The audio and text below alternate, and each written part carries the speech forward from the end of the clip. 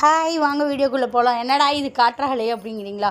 ஆமாங்க, என் பொண்ணு வந்து ரசமலாய் பண்ணனா 1 லிட்டர் பால் மட்டும் எங்கள் வீட்டுக்காரரும் வாங்கிட்டு வந்து கொடுத்துட்டாரு. சாம்பா நான் பண்ணிடுறேன்ப்பா, எனக்கு 1 லிட்டர் பாலும் ஒரு எலுமிச்சம்பழமும் வாங்கித்தாப்பா அப்படின்னு சொன்னான். அதை வந்து வாங்கி கொடுத்துட்டு அவர் கிளம்பிட்டார். நாங்கள் கேக் வாங்க போயிட்டோம். ரசமலாய்ங்க கடையில் கூட அப்படி பண்ணுறாங்களா என்னன்னு தெரியல. கடையில் வாங்கி சாப்பிட்ருக்கேன். ஆனால் ஓரளவு டேஸ்ட்டு ஓரளவு ஓகே பரவாயில்ல. ஆனால் என் பிள்ளை பண்ணியிருந்தா பாருங்க, உண்மையாலுமே சூப்பராக இருந்துச்சு, வேறு லெவலாக இருந்துச்சு. நல்லா செஞ்சுருந்தா ரசமலாய். நான் கூட இந்த மாதிரி வந்து என் பொண்ணு செய்வாளா, சும்மா ஜோக்காவில் கேட்டுட்ருக்கிறா கம்முன்னு இருக்காமன்னு சொல்லி நான் எதிர்பார்த்தேன்.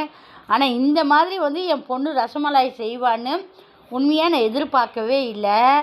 நல்லா செஞ்சுருந்தா. அப்புறமேட்டு என் பொண்ணு 2வது பொண்ணுக்கு பர்த்டேங்கிறனால இவள் வந்து கிஃப்டெல்லாம் வேறு கொடுத்துருந்தா. அந்த கிஃப்ட்டில் வந்து டெய்ரி மில்க்கு ஒரு 5-6 சாக்லேட் போட்டு அவ்வளோ பெரிய பெரிய சாக்லேட்டாக போட்டு அது ஒரு கிஃப்டாக கொடுத்தா. என் பொண்ணுக்கு டெய்ரி மில்க்னால் ரொம்ப பிடிக்கும், அதனால் அதெல்லாம் கொடுத்தா. அப்புறம் இவள் பர்த்டே கிஃப்ட்டுன்னு இந்த ரசமலாய் வேறு பண்ணியிருந்தா. உண்மையாலுமே என் பொண்ணு ஒரு தோசை ஊற்றி சாப்பிடுனாலும் சாப்பிட மாட்டான், பயங்கர சோம்பேறி. ஆனால் அவள் போய் இந்த மாதிரி செஞ்சுருக்கானா எனக்கு ரொம்ப ரொம்ப ரொம்ப சந்தோஷம், ரொம்ப ரொம்ப ஹாப்பி. இந்த மாதிரி வந்து அவள் செஞ்சுருக்கான்னா எனக்கு வந்து நம்பவே முடியல. ஆனால் சாப்பிட்டு பார்த்தா டேஸ்ட்டு சூப்பராக இருந்துச்சு. ஓகேங்க. அப்புறமேட்டு என் சின்ன பொண்ணுக்கு கேக் வாங்கிட்டு வந்தோம், நல்லா வெட்டணும். அதெல்லாம் எங்கள் வீட்டுக்காரர் ஹாப்பி பர்த்டேன்னு கை கொடுத்து இது பண்ணினார்.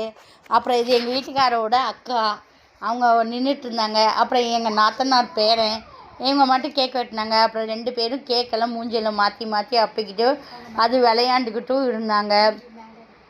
அப்புறமேட்டு மேலே எல்லாம் என் நாத்தனா பொண்ணை கூப்பிட்டேன், கொஞ்சம் வேலையாக இருக்கேன் அப்படின்னு சொல்லிட்டா பாப்பா.